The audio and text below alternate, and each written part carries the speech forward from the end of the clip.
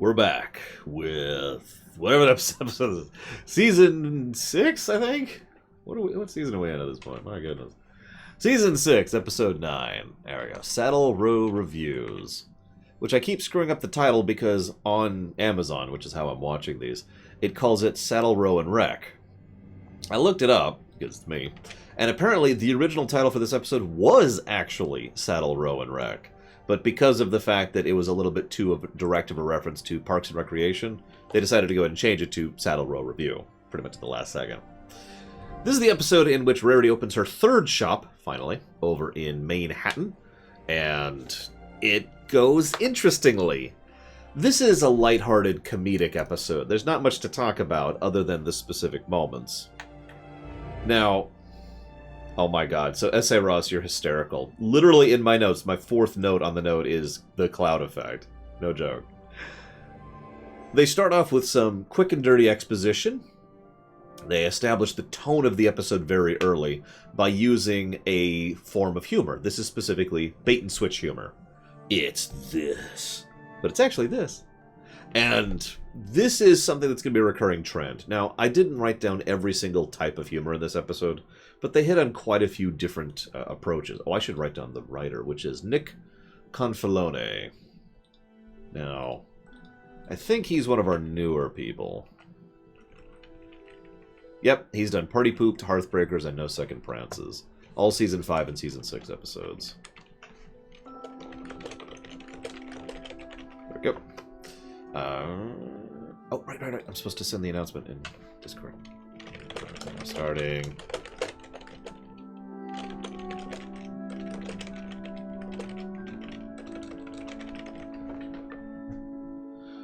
So that's the first type of humor they show. And again, it establishes the tone and establishes the framing device very quickly and very efficiently.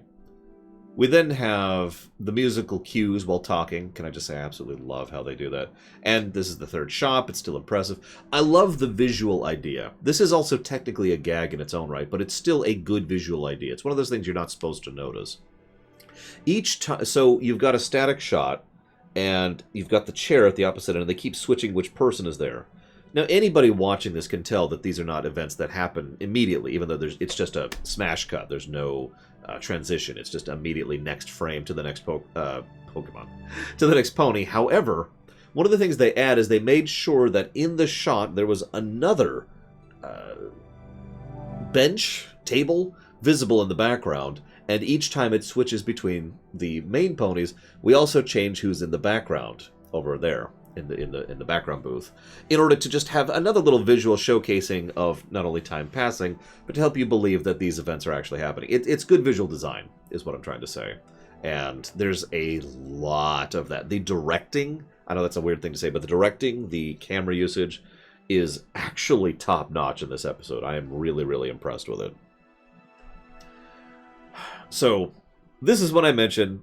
The cloud effect. Oh yeah, they also did tons of references in the background. I caught the trains, planes, and automobiles one. I'm not sure what other ones there were. But anyways, so cloud effect, like I said earlier. What is cloud effect for those of you not aware?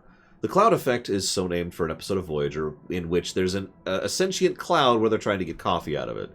It's a dumb premise. It's a stupid idea, but it's actually a surprisingly good episode. Bad premise, good result. That's the cloud effect in a nutshell.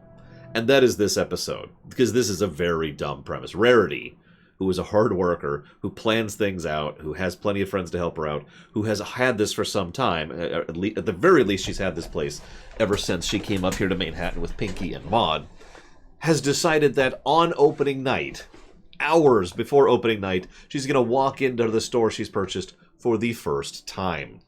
Bull crap. That is stupid, and it is literally the impetus for the entire plot.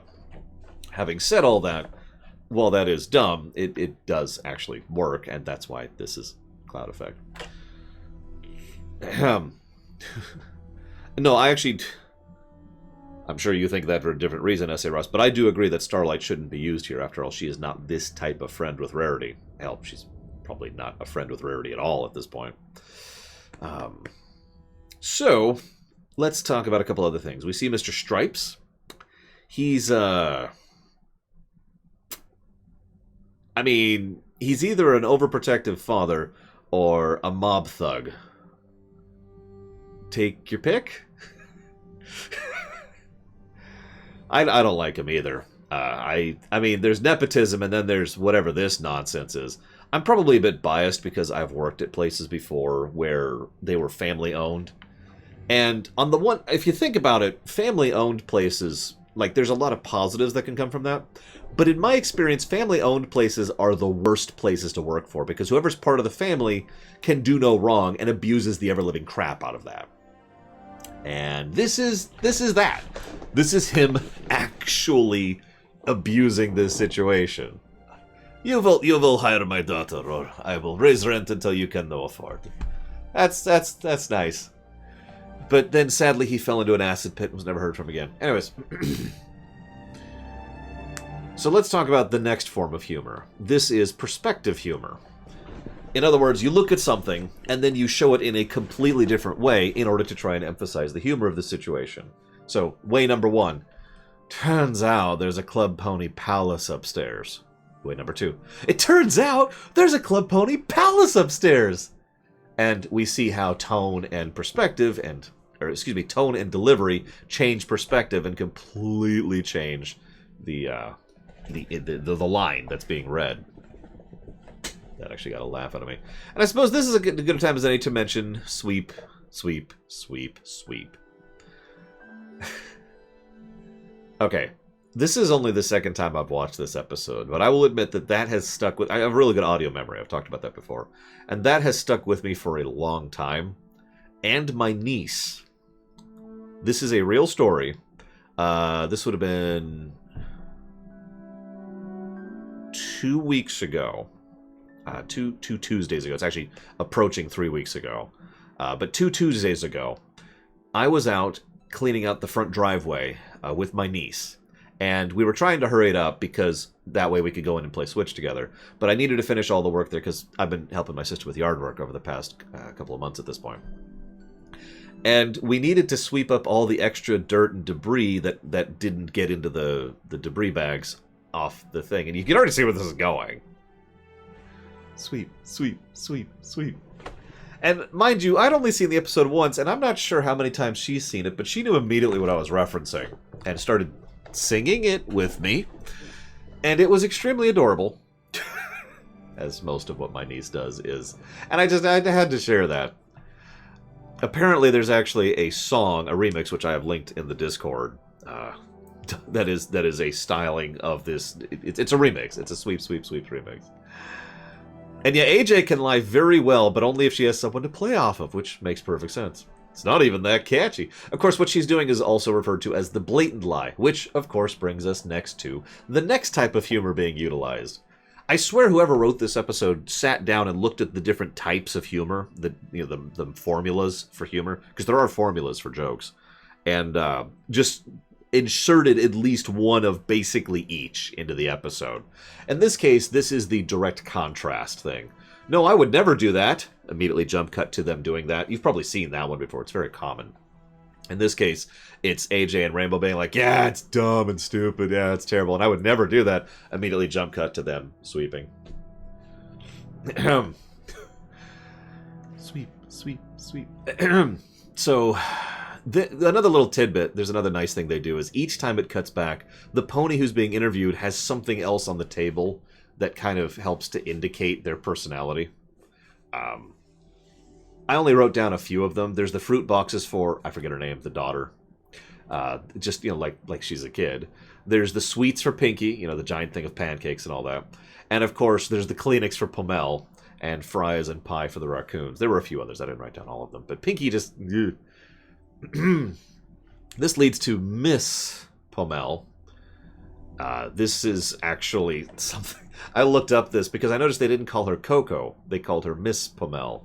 Hello, Nemesis. And apparently there were the potentials for legal issues with calling her Coco Pomel. So they decided to just bypass that entirely and call her Miss Pomel. So that's terrible, as it always is. Either way... She does not practice social distancing and just sneezes right in Rarity's face. And of course, this is another version of humor. Yes, I'm going to stop talking about these at some point, I swear. This is the telling the joke by showing the joke type of humor. This is entirely a visual gag. It's a form of slapstick. The best way to explain it is just to tell you exactly what they do. They have her being there like, oh goodness, are you super sick? Yes, I'm super sick.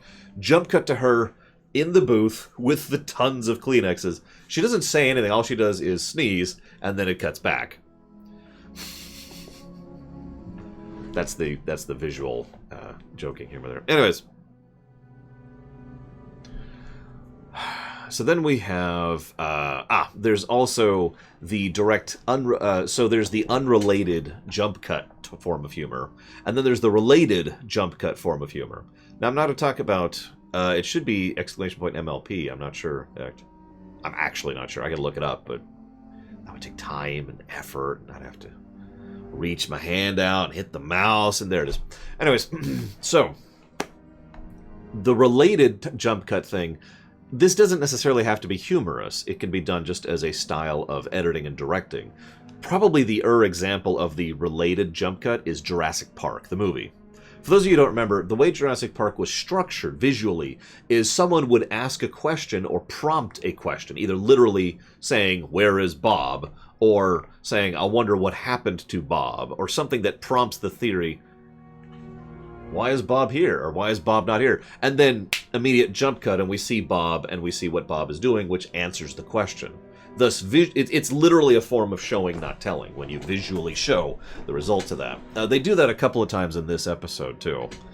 More for humor's sake in this case, but still, they do that several times. Anyways, so then they mentioned, tonight is the last night of the fall season. I find myself wondering, is this a quarterly return issue? Wouldn't that, like, be terrible for sales? Like, it's the last time to buy all these clothes before tomorrow, when we'll be doing, you know, the winter season. When we won't be wearing these clothes we just bought. I don't know. Maybe I just don't understand fashion that well, but that seems like a really dumb time to do that. But anyways. Then we see the other Pinky. This is the problem with analyzing humorous works. Because sometimes something happens and it's a joke, and it's not intended to be taken seriously. But sometimes it is intended to be taken seriously, and that's something that is, for lack of a better word to utilize here, canon. So is that an actual other Pinkie Pie that survived, or is this a one-off gag? And we've actually talked about this before when it comes to MLP, because there have been several times in MLP where there's been a one-off gag which could actually have significant effects on either the story or the setting or the area or the character, whatever, but we're not sure if that actually happened, and therefore we don't know if it counts.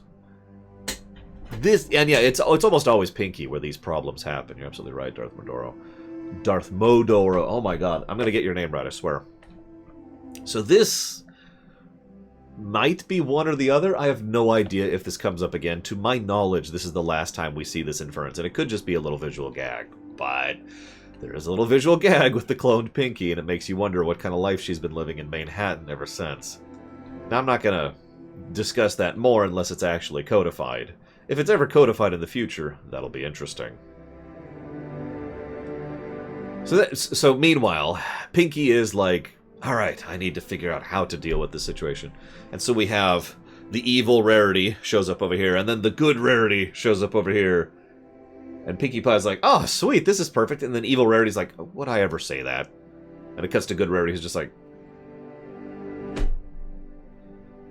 This is actually another form of humor, although it's actually kind of hard to explain this particular form of humor. I usually mentally think of this as the non sequitur humor, even though it's not actually non sequitur humor. Because this is the... Huh? Humor is what this... That's what this actually is. If you've seen Ruby, the show, Ruby uses... Huh? Humor quite a bit. The idea is that something weird happens, and the character just takes a moment to be like... And the humor is in the presentation of how they react to the moment, thus prompting the humor from the viewer. Anywho, this then leads to Rainbow Dash, who, of course, has lack of self-awareness humor. I swear I'm going to stop talking about humor styles in this episode at one point. Well, that's why the Huh? Darth Medoro, because... I mean, that doesn't make sense. Rainbow Dash... Yeah, wait, are you writing this down? Yeah, exactly. They even use... by the way, that is also another form of humor, is the recurring gag, which they only use twice here, which is interesting, because usually a recurring gag goes to a third iteration. But, yeah, wait, are you writing this down? As she's just kind of casually talking about the whole thing. I suppose I should also mention Rainbow Dash has another lack of self-awareness humor joke in here, and that's the... See this? This chair? It's not closed. And she says it like in this super... Like, look at the way she's being presented. She's super suave and cool. Like, yep. Like, she's doing it... This is why it's lack of self-awareness, because she's doing it as if she's being super cool. Like, yep. Not close. I should probably mention, and this is obvious by the virtue of the fact that I am talking mostly about the humor of this episode, that this episode made me laugh quite a bit. So, let's see, where am I? So we had the lack of self-awareness humor. This segues directly into what are clothes made of with AJ and the spoon thing. We'll get to that in just a minute. But then we have Twilight and her desire to reorganize things to the nth degree. I don't have much to say about this other than that this is pretty much feature creep in a nutshell right here. It is another form of humor. It's a form of humor I actually don't like. The form of humor I don't like that is being presented here is point and laugh at the freak. Now, that may sound a little bit harsh, and that's because it is, but it is a very common form of humor. It's something Star Trek does all the time, for example, whenever Star Trek is trying humor and usually failing at it. The whole point is, oh, isn't that... Look at that weirdo! And that's the way they're presenting it here. Now, this isn't as bad as some other examples, but... Yeah, Barkley is another good example of that. And yeah, Fluttershy and the Raccoons, which that doesn't take super well. This then leads to... And this is the last time I'm going to bring up humor. This is absurdist humor. Now, you probably know what absurdist humor is, if you have ever watched South Park, because it's one of their main sources of humor styles in South Park. Absurdist humor is when you take something ridiculous or silly or mundane and treat it like it's incredibly serious. You know, Lord of the Rings epic music playing as you're rushing to be able to, you know, claim the last chair at the bar stool. Yeah, that kind of a thing, right? Like I said, South Park does that all the time. It is one of their most normal things. And in this case, they do that with the, oh no, she's going to exit the door and see that we're screwing up. No! And they actually do slow-mo and everything. And she even does like the dash animation if you saw that. So like she rushes her wings back and gets this thrust out. Must prevent rarity. Anyways. So then they all figure out their own way to do things, which I'll actually talk about in just a second. Rainbow, of course, you know, they all finished the race. That's all that really mattered, right? And that is kind of Rainbow in a nutshell. You know, winning is nice, but the people who are involved are just as important, right?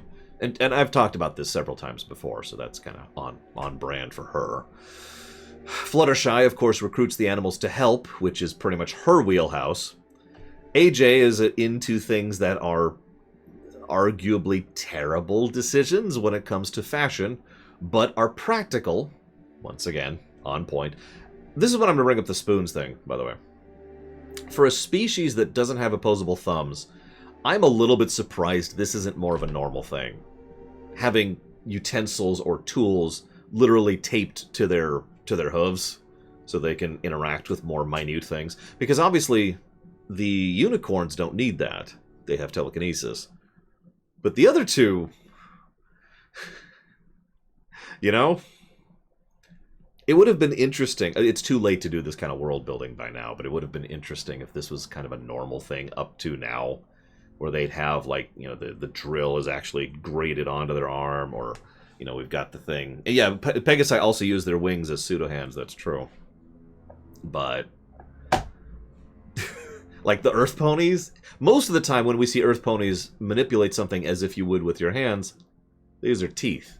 And that's kind of the normal approach. You know, pulling something out of the oven, or grabbing something, or catching something, or whatever. It's usually...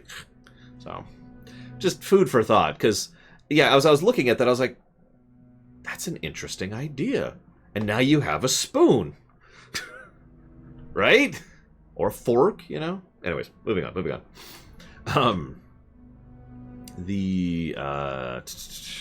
Looking at my notes here. I guess that's kind of it. You know, it's funny because things did kind of happen to work out. If she hadn't had that many people there that night, hiring 3 people would probably have sucked because she's now having to allocate more money than she thought she would. But yeah, I actually agree with Weouds. Here's the thing.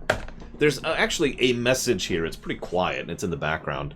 But I think that's why I like it so much, because it's the same general message and theme of Castle, Sweet Castle. You remember that? But it's done better in almost every way.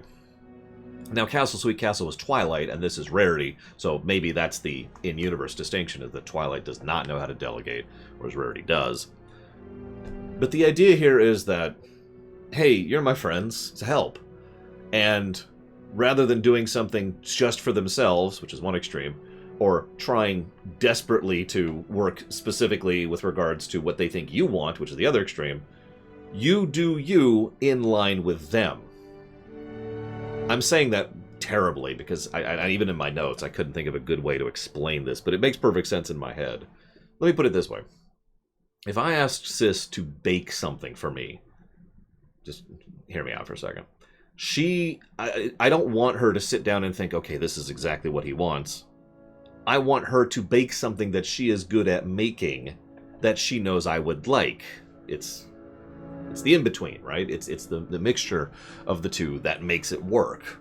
And that only really happens between people who really know each other, which of course makes sense when you're referring to something like friends. But even at a business level or a professional level, this still applies. You know, if you know what the boss wants, or the boss allows you enough hands-off while delegating properly, like Rarity does in this episode, this still applies. You know, go, this is the end goal. Figure it out, right? This is also something that's admittedly been in my mind recently, because this is IDIC in a nutshell, which is something I talked about quite a bit when it comes to the Enterprise Ruminations, which I just finished last week from my perspective. The idea that multiple space cadets, wow, multiple perspectives, multiple mindsets and ideologies can combine to create a greater whole. You know, we are greater than I. And that is something that I do actually and legitimately believe in as a concept in real life. The idea that differing perspectives and different ideas and different mindsets can all mix together and and develop into something new and better. Also, this also happens to be the primary theme of Pokemon Black and White, which we're currently playing through, so I guess that's on brand too. Yeah, I could see that act, because Ratatouille kind of touched on that a little bit as well, and I believe I talked about that as well there. Space Cadet, do you have a button? Like, if you hit refresh, is there a button that says share this sub or something like that? And if so, could you hit it, please? So, funny episode, very well directed, excellent animation as usual, actually made me laugh, decent message, which I admittedly firmly believe in, and legitimately heartwarming, especially in the way that they interact with each other and the way that everything works out. This kind of knocks it out of the park for me. You know what I mean? Did you hit refresh, Space Cadet? Because sometimes it's not there when you initially subbed.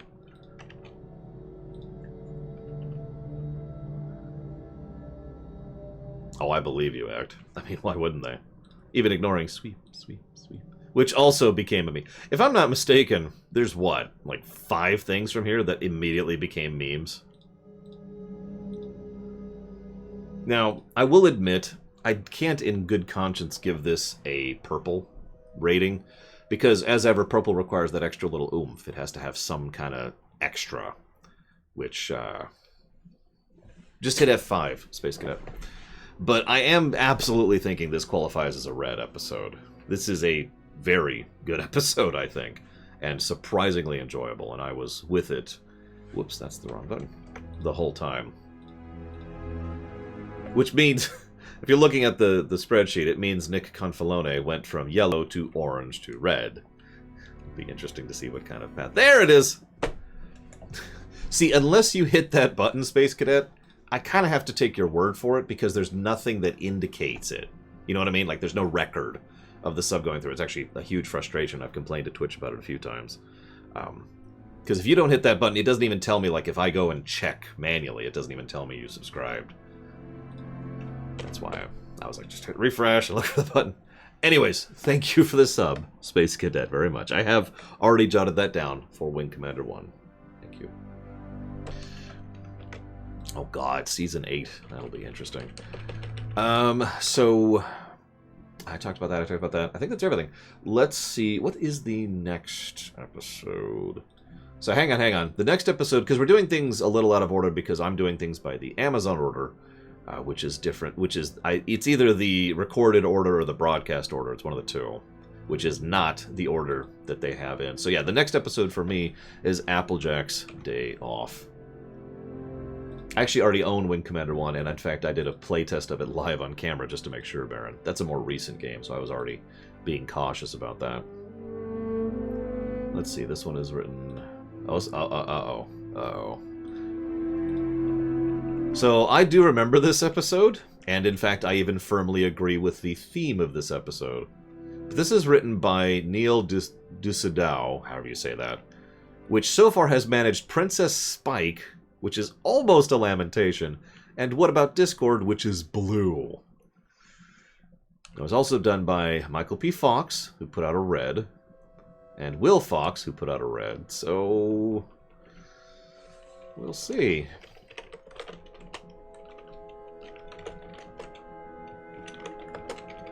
Either way, thank you, Lord Harrimont, for watching my show. I'll put that towards Crusader Kings 3. At some point...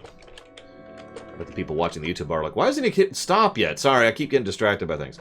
Chopping off the local recording.